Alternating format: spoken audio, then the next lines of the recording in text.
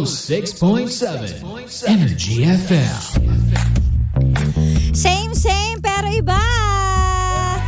Welcome back. Oras natin 1:31 na.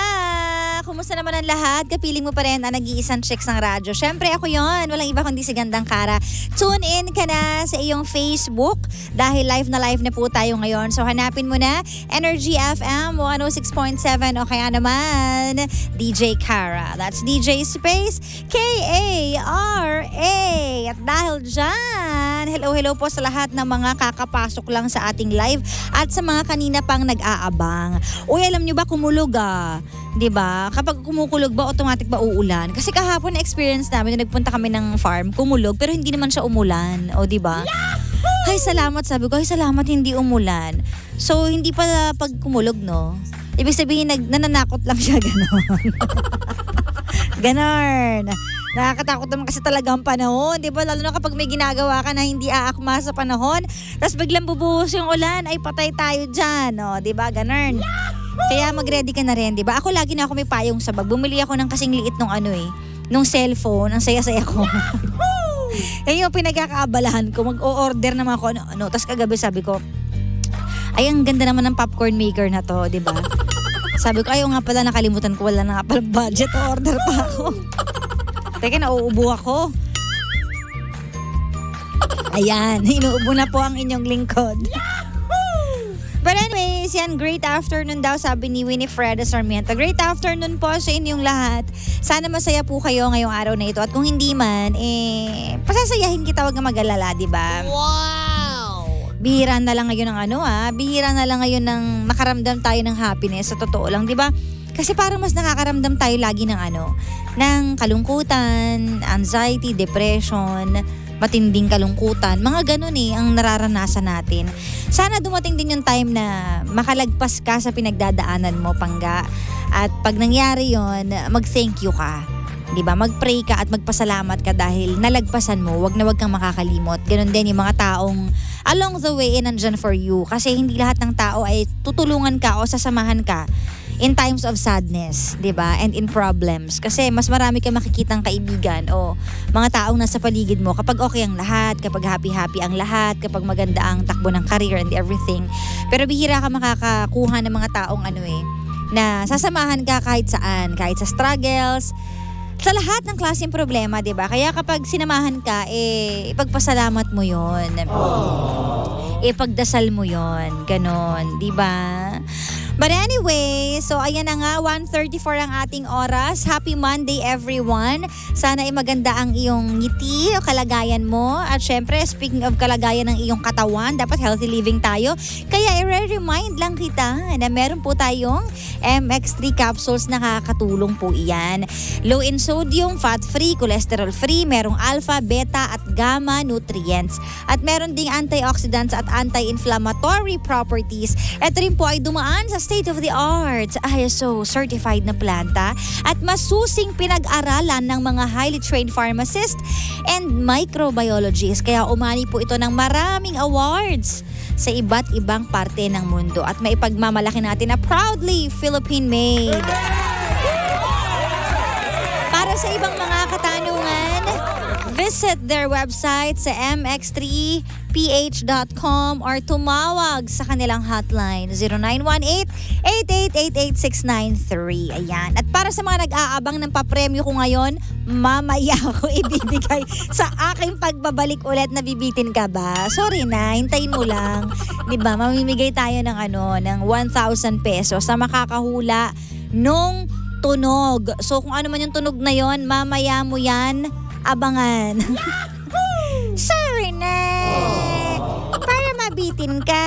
Oo, di ba? Kaya wag kang bibitaw, wag ka ring aalis. Pero eto muna, in the meantime, usaping pag-ibig muna tayo. Ayan.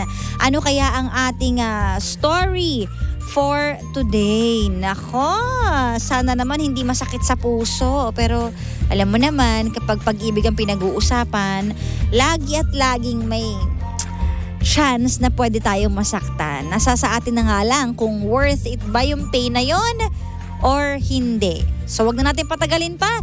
Dito lang yan sa Sincerely Cara.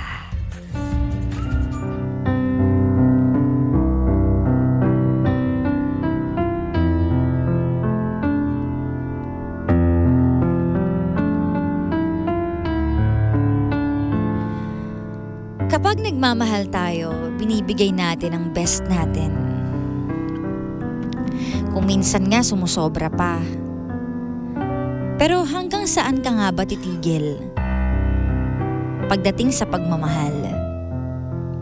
Pag dumating ang time na parang feeling mo, wala na yatang patutunguhan? Or kapag dumating ang time na nakakaramdam kang may iba na siya? Hanggang saan nga kaya ang kakayanin mo pagdating sa pag-ibig? Ito ang story ni Chelsea. 6 years na sa isang relasyon at nagkakalabuan na sila. At nagtatanong siya kung totoo nga ba na may sumpa kapag matagal na kayo? Totoo nga ba na darating ang panahon na biglang hindi ka na niya mahal? At lahat ng pinagsamahan nyo ay matatapon na lang ng ganun-ganun. Dapat nga bang isave pa ang relasyon kapag hindi na maganda ang takbo?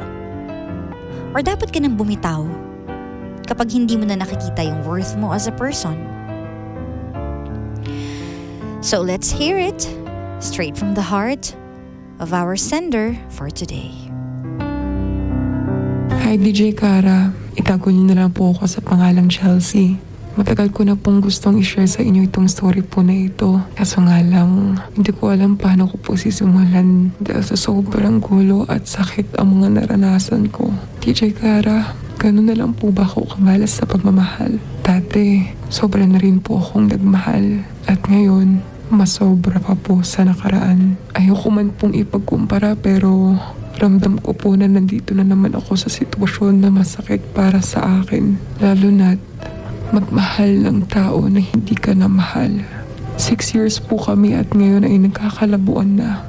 Totoo ba yung sasabihin niya na magigising na lang siya na hindi ka na mahal? Totoo ba yung sinasabi nila na malas ang 6 years? Sa tingin ko po, nasa tao lang naman po talaga yun, diba? Kasi sa totoo lang, kahit alam kong may iba na siyang gusto, wala na siyang pakialam sa akin at tinataboy niya na ako palayo. Alam ko po sa sarili ko na nandito pa rin ako eh. Kinakausap ko siya, pinupuntahan ko siya, at minamahal ko pa rin po siya, DJ Cara. Gusto ko na nga pong magising sa katotohanan. Alam ko na rin lahat ng nangyayari sa amin. Pero hindi ko matanggap na bakit ganun lang po magwawakas ang lahat. Wala na bang pag-asa para sa aming dalawa? Ginagawa ko po ang lahat para masalba kami, para maging okay po kami. At para maramdaman ko na kahit pa paano ay mahal niya ako. Kasi ang sakit-sakit na pinaglalaban mo siya. Pero alam mo sa sarili mo na may gusto na siyang iba. Pinaglalaban mo siya pero alam mo sa sarili mo na may gusto na siyang iba. For sure, meron bang nakaka-relate dito na pagdaanan mo na ba yun? Yung alam mo na pawala na, alam mo na may gusto na siyang iba pero nagbubulag-bulagan ka. Di mo matanggap kasi hindi mo kaya mawala siya eh. Titiisin mo na lang lahat ng sakit. Wag lang siyang mawala. Ano nga ba ang dapat gawin ni Chelsea na nasa isang relasyon na parang di niya na nakikitang mahal siya eh? Comment down sa ating Facebook Live. Hanapin mo lang Energy FM 106.7 o kaya naman DJ Cara. That's DJ Space K-A-R-A. Sabi dito, Hi Ate Cara, minsan na po akong nagmahal ng sobra. At hindi pala maganda ang sobra. Dahil in the end, ako lang po ang naiwan. Chelsea, sumuko ka na lang sa laban at kayanin mo ang sakit. Aww. Kayanin mo daw ang sakit, sabi to ni Geraldine. Ang sakit niya, lumaban para sa maling tao. Ay naku, sabi to ni Josa. Kung hindi para sa iyo ang isang tao, kahit tumambling ka ng pabaliktad, hindi mapapasayo hanggang sa huli. Love yourself more para matanggap mo. Aray ko, sakit nun Sabi ni Peter Smeng. Pero totoo no? Love yourself more para mas matanggap mo. I agree. Okay lang naman na magmahal. Wag naman gawing tanga ang sarili. Sabi naman ni Wen. Eto pa, mahirap ilaban kung ikaw na lang ang kumakapit. Hanap ka na lang ng iba, yung mahal ka. Sabi ni Letty. Ramdam na ramdam ang sakit na nararamdaman ni ate. Ipag-pray mo na lang na makatagpo ka ng mamahalin. Kasi unfair kung ikaw na lang ang nagmamahal. Mahalin mo din ang sarili mo, ate. Sabi to ni Veron. Kahit gaano pa kayo katagal, kung hindi talaga kayo para sa isa't isa, hindi talaga Move on na lang. Sa umpisa lang po yan masakit, sabi ni Rovicel. Sa umpisa lang, kayang-kaya mo daw yan. Ito pa, there's always a reason why it's happening. Love yourself. Sabi ni Marichu. Ito maganda rin to Hindi lahat ng sumusuko ay talunan. Ay totoo yan. Sabi ni Yor. Diba? Minsan aalamin mo lang kung saan ka talaga lulugar. Diba? At kung ano yung mas makakatulong din sa'yo. Chelsea, huwag mo na ipilit ang sarili mo sa taong hindi ka na mahal. May taong mas deserve ng pagmamahal mo. Hiwalayan mo na siya. Huwag mong hayaang ipakita sa kanya na kayang-kaya kanyang saktan.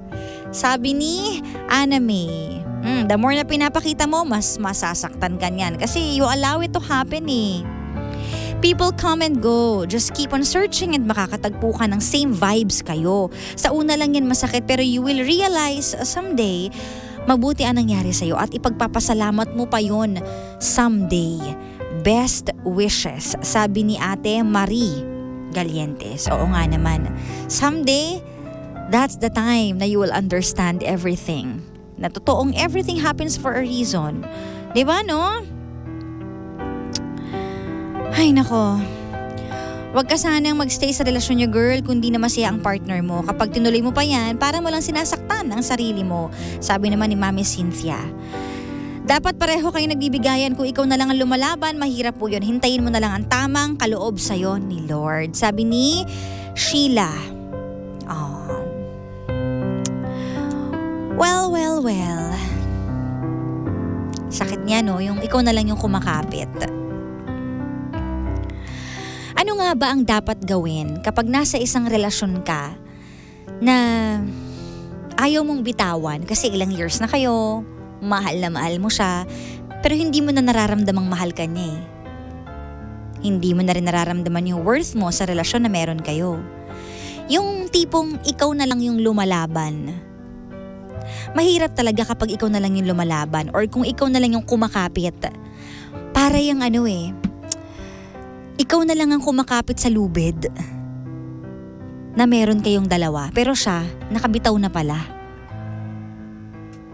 Diba? Hinahatak mo yung lubid mag-isa. Pero dapat dalawa kayo dun Kasi teamwork ang relasyon. Pero hindi, ikaw na lang mag-isa. Naiwan kang lumalaban at humahatak ng lubid na yon para makuha nyo. At hindi mo namamalayan habang mag-isa kang humahatak dun sa lubid, yung kamay mo sugat-sugat na. Kasi hindi mo siya kaya mag-isa talaga. Pag nakita mo yung sugatan mong kamay, hindi mo ba nare-realize na, wait lang, sinasaktan ko na rin pala yung sarili ko sa ginagawa ko. Pinipilit ko tong gawin mag-isa, pero durog na pala yung puso ko. At hindi tama yon. Kasi pag mahal ka ng isang tao, hindi ka niya hahayaan na mag-isa ka lang. Dalawa kayo na lalaban para sa relasyon niyong dalawa. Diba? So ngayon, paano yun kung mag-isa ka na lang? Kaya mo kaya? Yun ang tanong. Pwede mong ilaban pero ang tanong, kaya mo kaya? And pangalawa, hindi ka pa ba nasasaktan sa ginagawa mo? Sabi nila nga may sumpa daw sa relasyon kapag 6 years, 7 years, 10 years. Pero alam nyo, walang-wala yung mga sumpa na yan kapag pinaglalaban ng dalawang tao yung pagmamahalan nila Pag merong isang hindi na lumalaban, ibig sabihin nun, hindi na para sa inyo yung relasyon na meron kayo. Ibig sabihin nun, kailangan mo namang mahalin ang sarili mo. Mahalaga ka rin, baka nakakalimutan mo. Baka sa kanya ka lang nakafocus. 'Di ba? Or baka nagiging selfish ka na lang na ayaw mo siyang bitawan. For example, alam mo may mahal na siyang iba pero okay lang sa'yo? Ayaw mo siyang pakawalan? Bakit? Kasi gusto mo pa rin siya nakikita, gusto mo pa rin siya nakakasama. Kasi that's for your own sake, ganun ba? Ayaw mo siyang mawala? Kasi yun yung gusto mo, hindi pwedeng mawala siya sa'yo. Pero ang tanong, masaya pa ba siya sa'yo? Gusto pa ba niya magstay? Kasi mararamdaman mo naman yun kung gusto ng tao o hindi. Ikaw na mismo magtanong. Or siguro kaya hindi mo siya matanong kasi natatakot ka sa sagot. Kaya nga 'di ba sabi mo dun sa last part ng message mo, kahit alam kong mayroon na siyang iba. Ibig sabihin, aware ka na. 'Di ba? Habang pag pinaglalaban mo siya, may iba siyang pinaglalabang iba. Hindi naman ikaw 'yun. Sabi mo pa, ginagawa mo ang lahat para masalba kayo. It will never be enough kapag ikaw talaga ang gumagawa ng pagsasalba sa relasyon. Dapat tutulungan kayo. 'Di ba? So Chelsea, bitaw na kapag hindi mo na nararamdaman yung worth mo.